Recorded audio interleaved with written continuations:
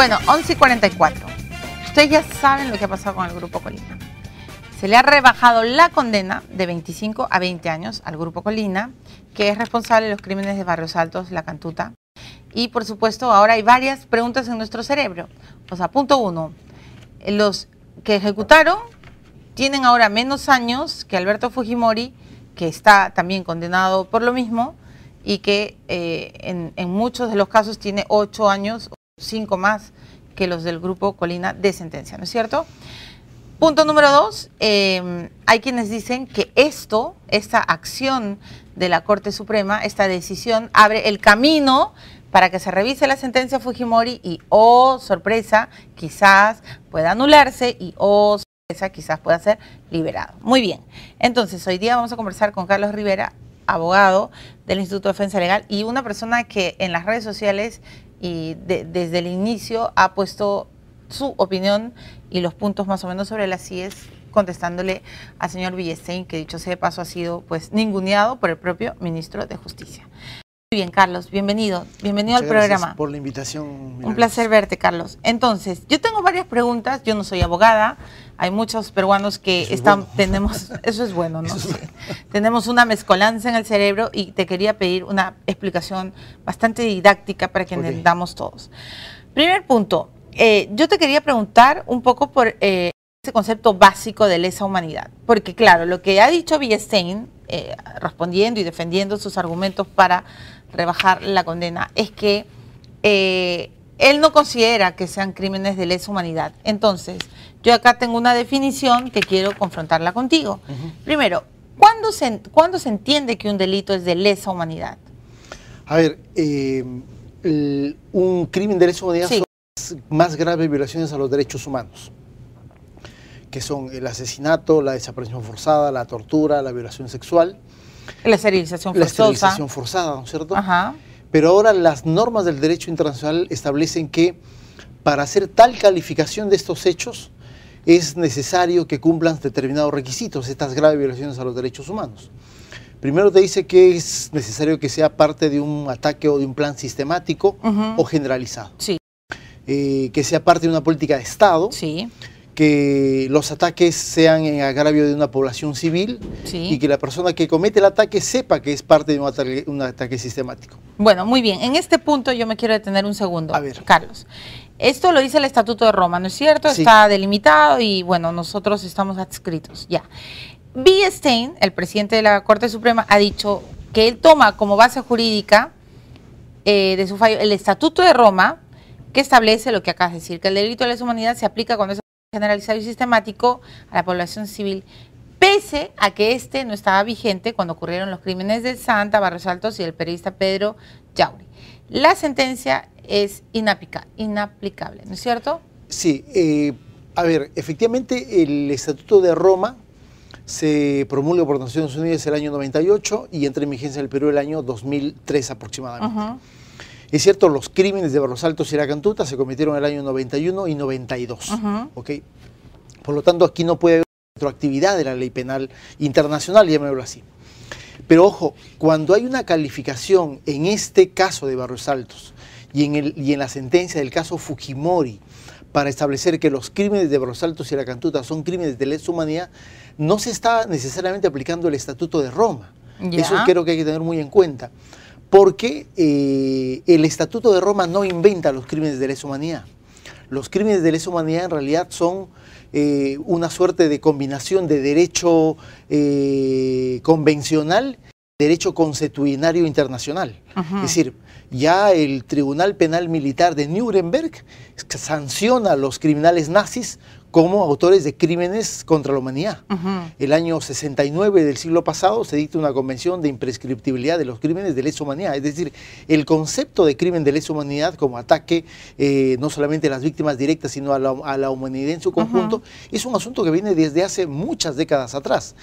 Y en el Estatuto de Roma logra una culminación como una forma de constituir una suerte de código penal internacional para sancionar ese tipo de crímenes que van a servir a partir de la existencia de esa norma internacional hacia adelante. Ya, pero ¿y qué hacemos con lo que Villestein distingue? ¿Qué cosa es lo que define? Él distingue, y eso por favor acláramelo, dice que no es posible reconocer crímenes de lesa humanidad porque lo que hizo el destacamento Colina no fue parte de una política de Estado y además no fue un ataque contra una población civil, sino contra terroristas. Ya, esa es una cosa en realidad, te soy sincero, Milagros, impresionante que ha escrito Villestein y los magistrados de la Corte Suprema, porque efectivamente ellos dicen, aseguran algunas cosas. Uno, primero, reconocen la existencia del destacamento Colina. Segundo, dicen el destacamento Colina es la expresión de una política de Estado, del Estado peruano. Sí, claro. ¿No es cierto? Que tenía como misión la eliminación de terroristas y de mandos terroristas. Eso lo dice textualmente la sentencia de la Sala Penal Permanente de la Corte Suprema. Pero adicionalmente dice que esa política de Estado que se ve expresada en el actuar diario del destacamento Colina, dice, no era contra la población civil, dice, sino dirigida contra los mandos y dirigentes terroristas, ¿no? Que conforme se señaló líneas arriba, no forman parte de la población civil. Con lo cual está haciendo dos afirmaciones en realidad, y yo diría casi espeluznantes. Una, está diciendo que las víctimas de Barrios Altos, los 14 adultos y el menor de edad de 8 años, eran terroristas. Ya. Eso es lo que está diciendo sin tener ninguna evidencia y sin señalar ningún tipo de elemento probatorio. Pero además el otro elemento que es en realidad gravísimo es que está utilizando un concepto del derecho internacional humanitario, que es el derecho que regula los conflictos armados, sí, internacionales o no internacionales, y está haciendo una calificación a los grupos terroristas como parte de grupos beligerantes. Es decir, si algún sueño dorado tuvo Sendero Luminoso en los 20 años de guerra, fue que alguien lo calificara como un grupo no beligerante. El Estado peruano lo negó rotundamente por una sola razón, porque efectivamente correspondía negarle esa categoría a Sendero Luminoso. Esta sentencia, en la mezcolanza de conceptos que termina haciendo, termina utilizando un concepto que termina beneficiando a Sendero Luminoso. Pero adicionalmente le empuja una condición a las víctimas del caso Barrios Altos que en realidad no sé de dónde sacó el señor Villestein, porque en realidad eso nunca se discutió y nunca se demostró en realidad. Claro, eso te iba a decir, porque, o sea, todos sabemos que en el derecho se tiene que probar, en un debido proceso, se tiene que probar con pruebas, ¿no es cierto?, valga la redundancia, exactamente, la afirmación. Entonces, claro, el rumor siempre ha existido de que eran terroristas, sí, pero digo, ok, supongamos que efectivamente eran terroristas. Entonces, claro, la pregunta es, oye, ¿y el Estado peruano puede admitir que este no es un documento de inteligencia o de un aparato de inteligencia del ejército peruano? Esto es una sentencia de la Corte Suprema de Justicia, ¿cierto? Además, no de una dictadura, sino de una democracia. Y esta sentencia de la Corte Suprema admite que había un grupo, no paramilitar, sino un grupo que era parte de la estructura regular del ejército peruano, y que tenía la misión de asesinar personas, por más terroristas que sean. Y lo dice de una manera absolutamente expresa. A eso yo me refería, que tiene afirmaciones sinceramente espeluznantes. ¿Qué le pasó a Villestein? ¿Se volvió loco? En realidad, ¿Enloqueció? No lo sabemos, pero nos da la impresión, sí, y no tanto impresión, sino tenemos un convencimiento que Villestein termina asumiendo una serie de posiciones que desde el fujimorismo y que desde los defensores de los violadores de derechos humanos se han venido haciendo desde hace mucho tiempo atrás. Es decir, esto no es nuevo en términos de argumentación de lo que hemos venido escuchando los abogados que litigamos casos de derechos humanos. Es decir, nos sorprende sí que una sentencia de la Corte Suprema lo termina siendo suya, estos argumentos tan alucinantes terminen siendo parte de la fundamentación más relevante de este documento. Ese es en realidad lo preocupante para nosotros, ¿no? Tenemos que ir a una pausa, okay, pero regresemos, bueno, primero con este canal que se abriría, no sé si es real o es imaginario, para Alberto Fujimori.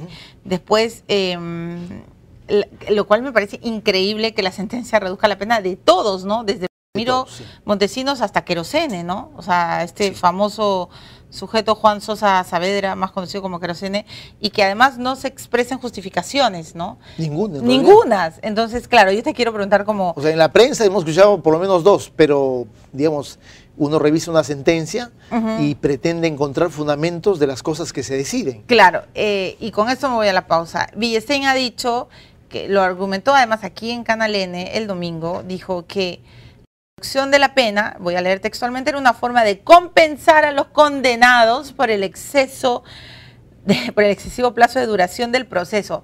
Señor Villestein, yo conozco a varios señores que no tuvieron un debido proceso, que purgaron incluso prisión y que de hecho están hoy día presos, y no sabía que se podía hacer eso. O sea, yo la verdad no sabía. Y segundo, tengo que preguntar además a Carlos Rivera por todo, o sea, ¿qué va a pasar al final? Entonces, quiere decir que si una pregunta de Twitter, o sea, si Abencia Mesa tiene 30 años de prisión, Abencia Mesa, que supuestamente, bueno, en fin, está acusada de haber asesinado a Alicia Delgado, quiere decir que una cantante folclórica tiene más condena que un grupo, no paramilitar, bueno, paramilitar, pues, ¿no? Porque sí, ella ni siquiera es paramilitar, un grupo, como dice el señor Villestein, del Estado, que mató, asesinó, descuartizó, quemó, porque no fue que, los mató, perdón, otra vez a los familiares los matamos, no, los descuartizaron, los quemaron, etcétera, y ellos tienen menos pena que Abencia. El mundo al revés, no lo sé. Carlos Rivera me va a tratar de explicar a mí y a todos los peruanos qué es lo que ha sucedido. Hoy día en la mañana el señor Villestein en el programa de Beto Ortiz decía que quizás se ha equivocado con la sentencia, pero que no necesita todos los insultos que ha recibido. Yo desde ya por supuesto que lo invito cordialmente a este programa, señor Villestein, porque francamente nos tiene que explicar con calma y serenidad qué es lo que pasó en su cerebro y en el cerebro de los magistrados para emitir esta sentencia tan polémica. Ya venimos.